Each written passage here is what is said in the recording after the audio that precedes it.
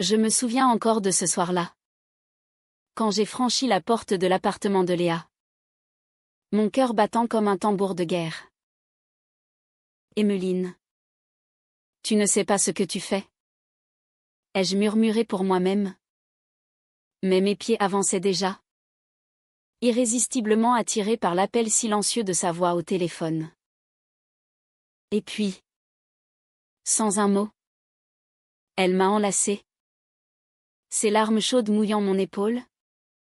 Et j'ai su que ma vie venait de basculer dans un abîme d'émotions interdites. J'étais arrivée à Paris il y a 2 ans. Fuyant une petite ville de province où les regards pesaient trop lourds sur mes épaules. À 28 ans. Je cherchais un nouveau départ.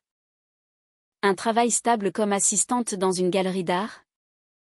Et un logement abordable. C'est ainsi que j'ai rencontré Léa. Ma propriétaire. Une femme de 58 ans au port altier. Aux cheveux poivre et cils coupés courts. Qui dégageait une élégance intemporelle. Elle vivait avec sa femme. Isabelle. Dans un vaste appartement haussmannien du Marais. Et louait une petite chambre de bonne au dernier étage pour arrondir les fins de mois. Léa était professeure de littérature à la Sorbonne. Passionnée par les auteurs espagnols comme Lorca et Unamuno. Ce qui donnait à nos conversations un parfum de drame ibérique. Même si nous étions en plein cœur de la France. Au début, nos échanges étaient polis. Distants. Je payais mon loyer en temps et en heure. Elle me saluait d'un sourire distant. Mais un jour, Isabelle est partie pour un long voyage professionnel à Madrid. Elle était diplomate. Souvent absente pour des missions de plusieurs mois. Léa s'est retrouvée seule. Et c'est là que tout a commencé. Elle m'a appelé un soir. La voix tremblante, Emmeline. Pourriez-vous descendre? J'ai un problème avec la chaudière. Et je ne sais pas comment la réparer. J'ai descendu les escaliers en courant. Outil en main. Prête à aider. Mais en entrant, j'ai vu qu'il n'y avait pas de problème technique. Léa était assise sur le canapé. Un verre de vin à la main. Les yeux rougis. Ce n'est pas la chaudière? C'est moi. A-t-elle avoué. Isabelle et moi. Nous traversons une crise. Elle m'a dit qu'elle avait besoin d'espace. J'ai écouté. D'abord par courtoisie. Puis par une curiosité grandissante. Léa m'a parlé de leur mariage. Célébré il y a 15 ans. Juste après la légalisation en France. Elles s'étaient rencontrées à une conférence sur la poésie espagnole. Un coup de foudre immédiat. Mais les années avaient usé leurs liens, les absences d'Isabelle. Les silences de Léa. Des secrets enfouis. Ce soir-là, je suis restée jusqu'à l'aube. Partageant des histoires de ma propre vie, mes relations passées avec des femmes. Mes doutes sur l'amour véritable. Léa m'écoutait avec une intensité qui me troublait. Ses yeux bleus plongeant dans les miens comme pour y chercher un reflet d'elle-même. Les jours suivants, nos rencontres sont devenues régulières. Je l'aidais pour des petites choses, faire les courses au marché de la rue de Rivoli. Réparer une étagère. Ou simplement lui tenir compagnie devant un film de Pedro Almodóvar. Qu'elle adorait pour leur mélange de passion et de tragédie. Tu me rappelles ma jeunesse. Emmeline. Me disait-elle souvent. Avec un sourire mélancolique. À ton âge? J'étais pleine de rêves. Mais la vie m'a appris la prudence. Je sentais une connexion naître. Subtile. Comme un fil invisible qui nous liait. Mais je me disais que c'était de l'amitié. Rien de plus. Léa était mariée. Et moi? Je n'osais pas imaginer l'impossible. Pourtant, les signes étaient là. Un soir, alors que nous préparions un dîner, une paella improvisée en hommage à ses racines espagnoles, sa mère était originaire de Barcelone. Ce qui expliquait son amour pour cette culture. Nos mains se sont effleurées. Un frisson m'a traversé. Et j'ai vu dans ses yeux la même étincelle. Pardon? Ai-je balbutié? Mais elle n'a pas retiré sa main. Au contraire, elle l'a serrée doucement. Ne t'excuse pas, ma chère. Parfois, le toucher dit ce que les mots ne peuvent pas. Ce moment a ouvert une brèche dans mon cœur. Et je me suis surprise à penser à elle constamment. Les conflits intérieurs ont commencé à me ronger. Étais-je en train de trahir Isabelle? Même si elle était absente? Léa était vulnérable. Et moi? Je profitais de sa solitude? Je me confiais à mon journal. Écrivant des pages entières sur cette femme qui me fascinait, son intelligence acérée, sa sensibilité à fleur de peau, ses rires rares mais contagieux. Mais un jour, en fouillant dans un tiroir pour trouver un tire-bouchon, j'ai découvert une lettre. C'était d'Isabelle. Datée de quelques semaines, Léa. Je sais pour ton passé. Comment as-tu pu me cacher ça si longtemps? Je reviens bientôt. Et nous devrons en parler. Mon cœur s'est arrêté. Quel passé? Une trahison antérieure? Je n'ai rien dit. Mais le doute s'est insinué. Les semaines passaient. Et notre lien se approfondissait. Léa m'invitait à des promenades le long de la Seine, où nous parlions de tout et de rien, de l'amour, de la perte, de la société française qui, malgré ses avancées, gardait des préjugés sur les couples lesbiens d'un certain âge. Les gens nous regardent comme des curiosités, disait-elle. Mais toi, Emmeline, tu me vois vraiment. Ces mots me touchaient au plus profond, et je sentais naître un amour que je n'avais jamais connu. Pourtant, la culpabilité grandissait. Isabelle allait revenir. Et que deviendrions-nous? Un soir, après un dîner arrosé de vin rouge, Léa s'est ouverte davantage. Ma vie avec Isabelle est devenue une routine. Un confort sans passion. Mais avec toi, c'est comme si je revivais. J'ai osé poser la question qui me brûlait, et cette lettre? Quel secret caches-tu? Elle a blêmi. Et les larmes ont coulé. C'est une vieille histoire. Avant Isabelle, j'ai eu une liaison avec une étudiante. Ça s'est mal terminé. Elle m'a accusé de manipulation. Isabelle l'a appris récemment. Mon monde s'effondrait. Étais-je juste une répétition du passé? La colère montait en moi. Mais aussi une compassion infinie pour cette femme brisée. La révélation de Léa m'a laissé sans voix. Un tourbillon d'émotions contradictoires m'envahissant comme une tempête sur la Méditerranée. Étais-je naïve de croire en cette connexion? Ou étais-je en train de reproduire un schéma destructeur? Pourtant, au lieu de fuir, je suis restée, attirée par la profondeur de son regard, par cette vulnérabilité qu'elle n'offrait qu'à moi. Les jours suivants ont été marqués par une tension palpable. Léa tentait de se justifier, c'était il y a 20 ans. Emmeline. J'étais différente. Impulsive comme dans les drames espagnols que j'enseigne. Mais avec toi, c'est sincère. Je voulais la croire. Mais le doute persistait.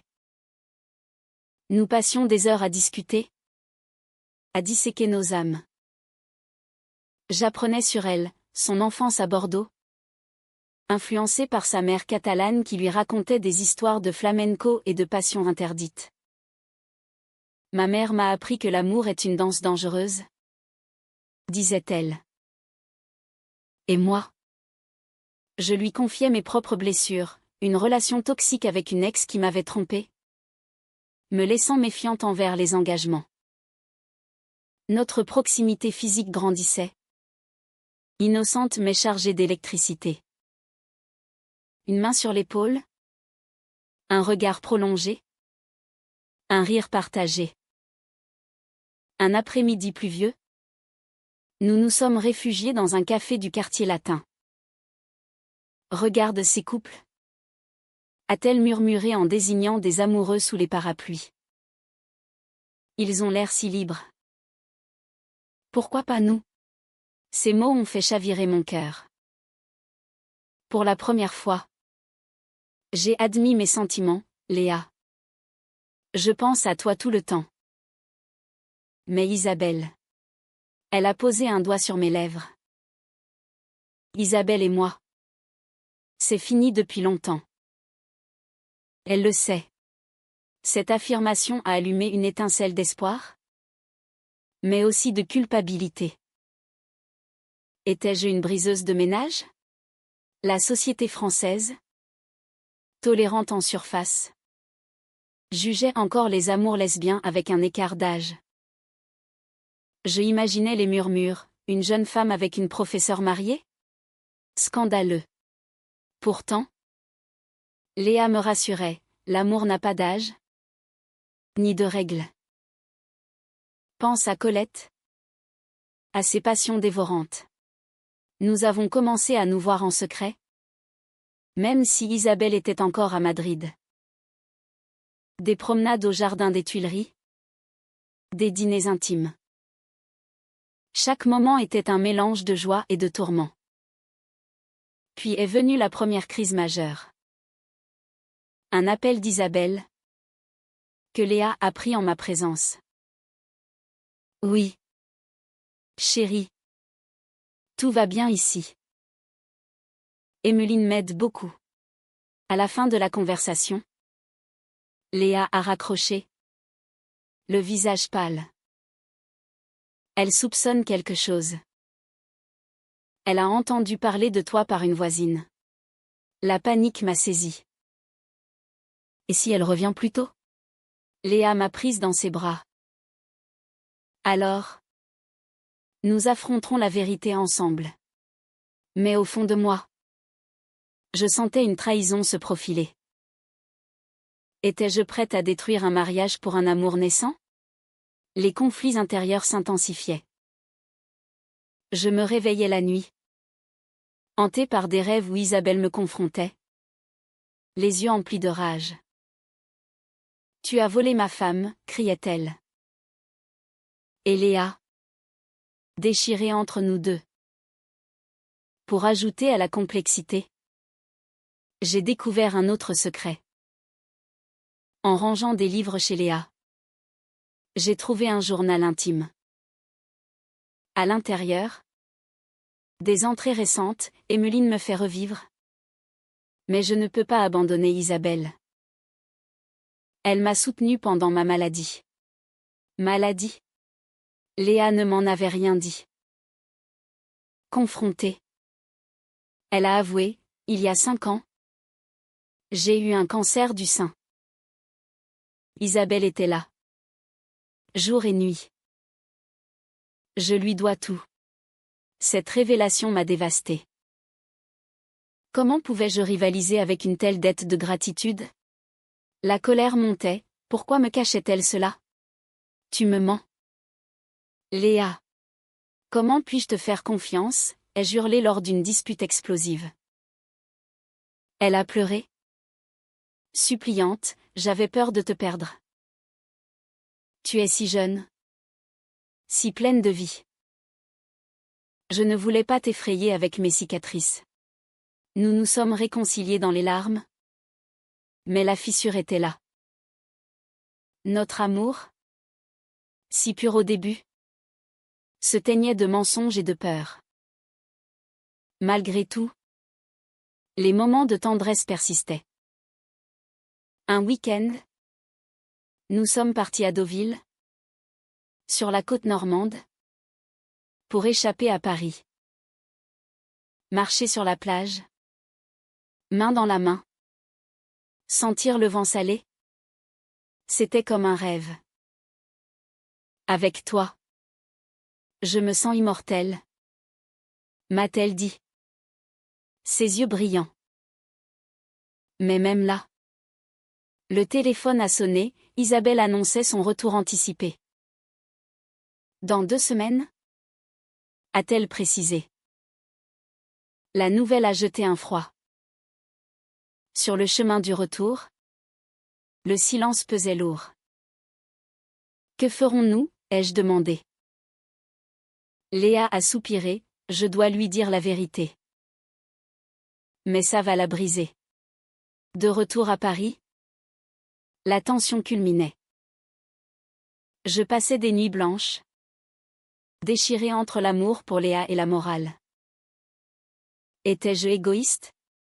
Ou étais-je en train de sauver Léa d'un mariage mort? Les amis à qui je me confiais discrètement étaient divisés. Suis ton cœur, disaient certains. C'est de la trahison, rétorquaient d'autres. Et Léa, de son côté, luttait avec ses démons, le devoir envers Isabelle, la passion pour moi. Je t'aime, Emmeline. Mais j'ai peur de tout perdre. Le retour imminent d'Isabelle transformait notre idylle en un champ de mine émotionnelle, où chaque mot pouvait exploser en regret. Nous devons arrêter avant qu'il ne soit trop tard, ai-je proposé un soir, les larmes aux yeux. Mais Léa m'a embrassé sur le front, murmurant, trop tard. Mon amour.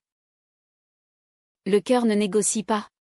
Et pourtant, au fond de moi, je sentais l'orage approcher, prêt à tout balayer. Les derniers jours avant le retour d'Isabelle étaient un mélange de passion désespérée et de conflits acerbes. Nous passions des heures à débattre. Comment peux-tu me demander de choisir, s'exclamait Léa, les mains tremblantes. Isabelle est ma compagne depuis 15 ans. Mais toi, tu es mon renouveau. Je répliquais, la voix brisée, et moi? Suis-je juste un pansement pour ta solitude? Ces disputes nous laissaient épuisés. Mais elles approfondissaient notre lien, comme si la douleur forgeait l'amour. Un après-midi, alors que nous visitions le musée d'Orsay, entouré de toiles impressionnistes, Léa s'est arrêtée devant l'origine du monde de Courbet. Regarde cette audace, a-t-elle dit. L'amour lesbien a toujours été caché, mais il explose en beauté. Ces mots m'ont touchée, me rappelant que notre histoire s'inscrivait dans une longue tradition française de passion interdite, de George Sand à Simone de Beauvoir. Mais la réalité nous rattrapait. Ce soir-là, un message d'Isabelle, j'arrive demain. J'ai hâte de te voir. Léa a pâli. C'est le moment. La confrontation a eu lieu le lendemain. Isabelle, une femme de 55 ans aux cheveux blonds impeccables et au regard perçant, est entrée dans l'appartement, valise à la main. Elle nous a trouvés assises au salon, tendus. Emmeline? Que fais-tu ici? A-t-elle demandé. Surprise. Léa a pris une profonde inspiration. Isabelle, assieds-toi. Il faut qu'on parle. Ce qui suivit fut un tourbillon de révélations. Léa a avoué notre lien, les moments partagés, les sentiments naissants. Isabelle a écouté. Le visage impassible au début, puis décomposé par la douleur. Comment as-tu pu? Après tout ce qu'on a traversé, a-t-elle crié. Les larmes coulant. Je me sentais comme une intruse. Une destructrice. Je suis désolée. Ai-je balbutié. Mais Isabelle s'est tournée vers moi. La rage dans les yeux, toi? Une gamine qui profite de ma femme pendant mon absence? Sors d'ici. Léa a intervenu, non. C'est moi la responsable. J'ai été faible. La dispute a escaladé. Des accusations fusant, trahison, manipulation, ingratitude. Isabelle a révélé qu'elle savait pour le passé de Léa. La liaison avec l'étudiante. C'est un pattern? Léa. Tu attires les jeunes pour te sentir vivante. Léa a nié. Mais le doute s'insinuait en moi à nouveau. Je suis partie en larmes, laissant les deux femmes affronter leur passé. Dehors, sous la pluie parisienne, je marchais sans but, le cœur en miettes. Étais-je une victime ou une complice? Le lendemain, Léa m'a appelé, Isabelle veut divorcer. Elle dit que c'est fini. Une partie de moi jubilait, l'autre culpabilisait. Nous nous sommes revus en secret, dans un hôtel discret près de la gare de Lyon. Je t'aime, Emmeline, a-t-elle déclaré. Mais je dois réparer les dommages. Ces mots m'ont blessé, réparer signifiait-il renoncer à nous? Les semaines suivantes ont été un calvaire. Isabelle, dans sa colère, a contacté des amis communs. Répandant des rumeurs, Léa a été séduite par sa locataire. Les ragots circulaient à la Sorbonne, menaçant la carrière de Léa. Je risque tout, me confiait-elle. Angoissée. Et moi? À la galerie. Je subissais des regards obliques. Notre amour, autrefois pur, était souillé par le scandale. Pourtant, nous nous accrochions l'une à l'autre, trouvant du réconfort dans des moments volés, un pique-nique au bois de Boulogne, une nuit à discuter de poésie. Puis vint le coup de théâtre inattendu. Un soir, Isabelle m'a contacté directement.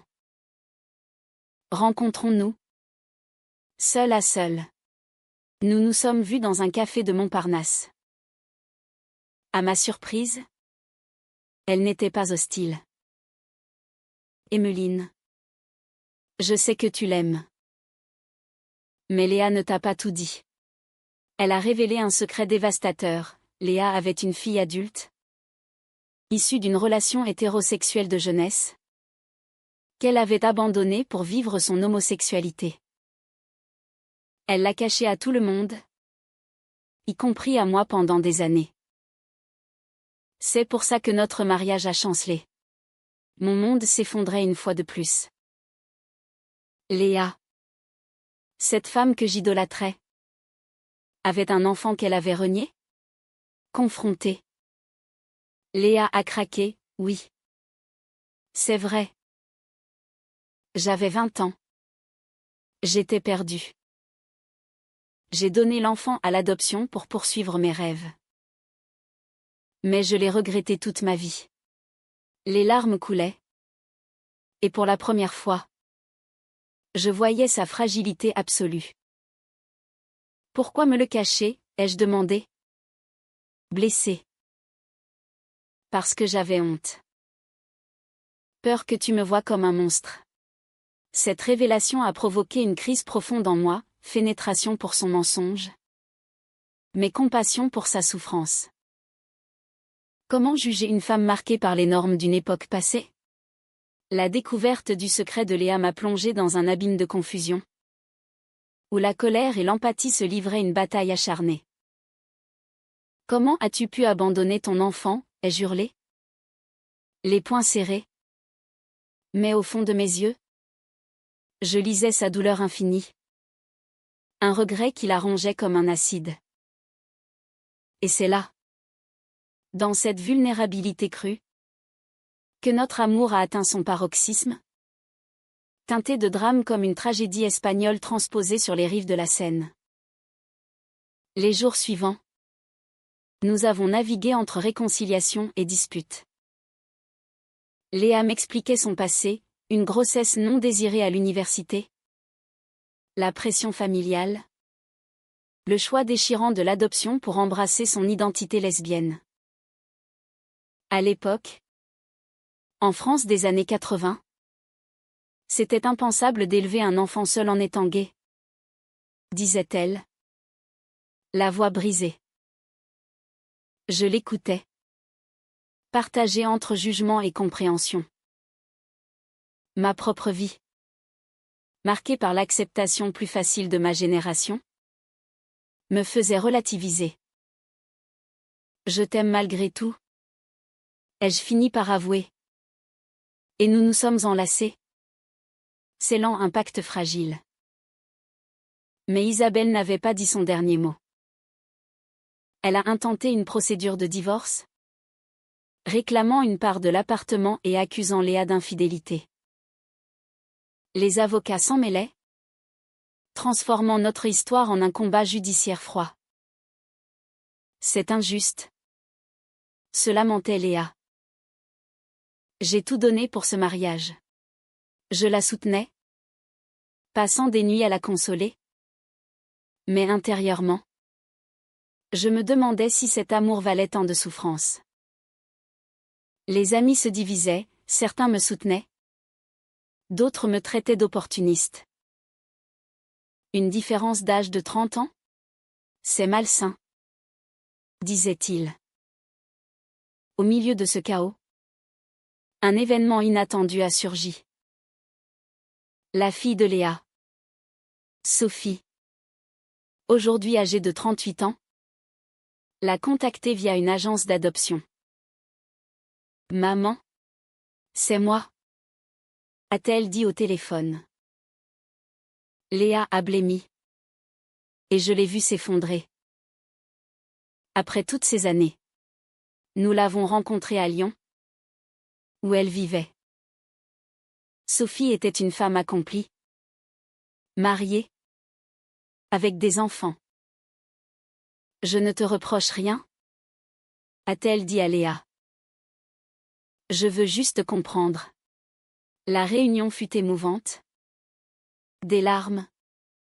Des embrassades. Mais Sophie a posé des questions sur nous, et Emmeline? C'est ta compagne? Léa a hésité. Puis affirmé, oui. Elle est mon amour.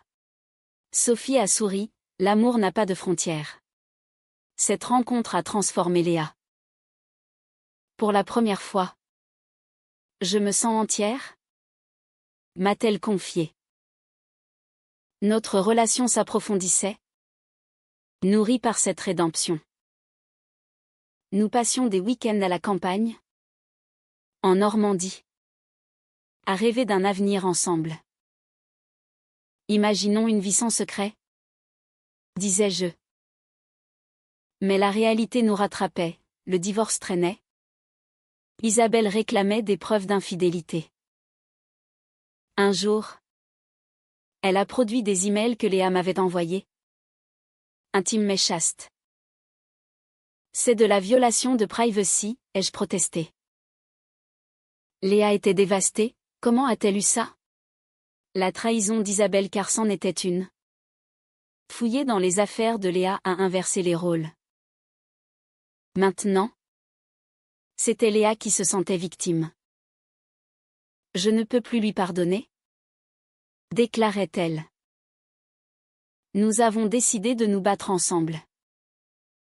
Mais un nouveau conflit surgit, Sophie, apprenant le scandale, a pris parti pour Isabelle. Maman, tu as brisé un mariage. Pense à tes petits-enfants. Léa était anéantie, ma propre fille contre moi. Je la consolais. Mais le doute revenait, étais-je la cause de tout ce malheur? Le point culminant arriva lors d'une audience au tribunal. Isabelle, face à nous, a lancé des accusations virulentes. Emmeline est une manipulatrice. Elle a profité de l'absence pour séduire Léa.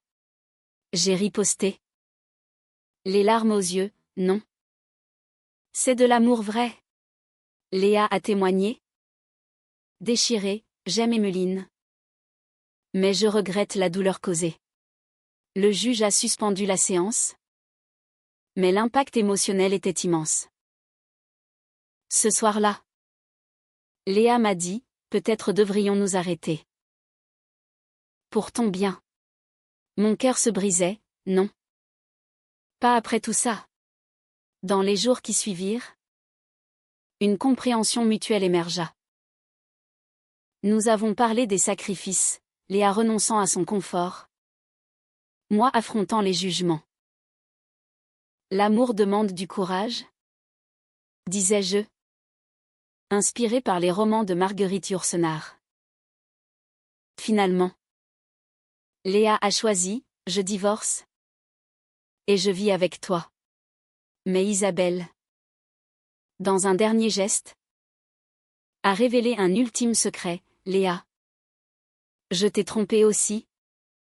À Madrid. Cette confession a tout changé. Libérant Léa de sa culpabilité.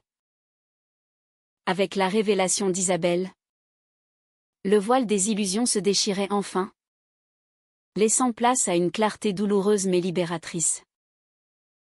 Nous étions toutes deux coupables, a murmuré Léa, les yeux emplis d'un mélange de soulagement et de tristesse. Et c'est ainsi que notre histoire, semée de tempêtes, a trouvé son havre, non sans cicatrices, mais avec une humanité profonde qui nous unissait pour toujours. Le divorce fut prononcé quelques mois plus tard, dans une atmosphère de résignation mutuelle. Isabelle et Léa se séparèrent en bons termes, reconnaissant que leur amour s'était éteint bien avant mon arrivée. Prends soin d'elle, m'a dit Isabelle lors d'une dernière rencontre, son regard adouci par le temps. Elle mérite le bonheur. Ces mots m'ont touchée, transformant ma rivale en une figure de compassion. Léa, libérée, put enfin reconstruire, elle reprit contact avec Sophie, qui, après réflexion, accepta notre relation. L'amour est complexe, maman, lui dit-elle. Je suis heureuse pour toi. Nous emménageâmes ensemble dans un petit appartement à Montmartre, surplombant les toits de Paris. Les débuts furent tendres, marqués par des rituels simples, des petits déjeuners au lit, des lectures partagées de Garcia Lorca, des promenades main dans la main sans peur du regard des autres. Tu m'as sauvée de moi-même, me disait Léa, ses rides se plissant en un sourire vrai. Et moi? Je répondais, non. Nous nous sommes sauvés mutuellement. Notre différence d'âge, autrefois source de conflit, devint une force, sa sagesse tempérait mon impulsivité. Ma vitalité ravivait sa flamme. Pourtant, les ombres du passé persistaient. Parfois, Léa se réveillait en pleurs, hantée par le regret de l'adoption. Et si j'avais gardé Sophie, murmurait-elle. Je la serrais contre moi, tu as fait ce que tu pouvais. Aujourd'hui, elle est là. Ces moments approfondissaient notre lien, nous rendant plus fortes. La société, avec ses préjugés, nous testait encore, des collègues de Léa murmuraient. Des amis s'éloignaient. Mais nous affrontions cela ensemble. Participant à des marches pour les droits LGBT. Affirmant notre amour comme un acte de résistance. Un an plus tard, lors d'un voyage en Espagne à Barcelone, berceau des racines de Léa, nous avons scellé notre engagement. Sur la plage de la Barceloneta, Au coucher du soleil, elle m'a offert une bague simple. Emmeline. Veux-tu m'épouser? Les larmes aux yeux. J'ai accepté. Notre mariage, célébré à Paris avec Sophie comme témoin, fut un triomphe sur les épreuves. Isabelle y assista même, en signe de paix. Vous êtes belles ensemble, nous dit-elle. Aujourd'hui, à 30 ans, je regarde en arrière avec un mélange de pénétration et de gratitude. Notre histoire n'était pas un conte de fées, mais un drame humain, riche en trahison, secrets et choix déchirants. Elle m'a appris que l'amour vrai naît descendre du chaos, que la compassion l'emporte sur la colère. Léa, à 60 ans, rayonne d'une sérénité nouvelle. Grâce à toi, j'ai retrouvé mon âme, dit-elle souvent. Et tandis que nous marchons le long de la Seine, main dans la main, je sais que notre fin est heureuse, non parce que tout fut parfait, mais parce que nous avons choisi l'humanité au milieu de la tourmente. L'amour lesbien, dans toute sa complexité, triomphe quand il est nourri de vérité et de pardon.